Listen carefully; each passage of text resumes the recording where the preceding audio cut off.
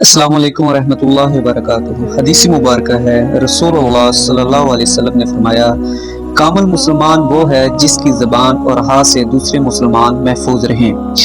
یہ حدیث ہمیں یہ سبق دیتی ہے کہ حقیقی مسلمان وہ نہیں جو صرف عبادت کریں، بلکہ وہ ہیں جو دوسروں کو اپنی زبان سے یعنی برا کلام، گالی اور بہتان، اور اپنے ہاتھ یعنی تشدد، نقصان پہنچانے سے محفوظ رکھیں۔ یعنی اسلام کی اصل روح امن، محبت اور دوسروں کو نقصان سے بچانا ہے۔ جیسے کہ مثال کے طور پر دفتر میں کوئی ساتھی آپ کی غلطی نکالتا ہے یا سخت بات کرتا ہے تو آپ کے پاس جواب دینے کا موقع ہوتا ہے، لیکن آپ صبر کرتے ہیں اور سخت الفاظ استعمال نہیں کرتے۔ اس سے ماحول خوشگوار رہتا ہے اور آپ اس حدیث پر عمل کرتے ہیں۔ تو بھائیوں اور بہنوں، دنیا میں طاقتور وہ نہیں جو دوسروں کو دبا دے، بلکہ اصل طاقتور وہ ہے جو اپنے غصے اور زبان کو قابو میں رکھے۔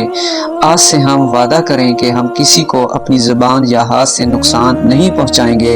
یہی ہمارا ایمان اور سب سے بڑی نیکی ہے، اور یہی ہمیں اللہ کے قریب لے جائے گی۔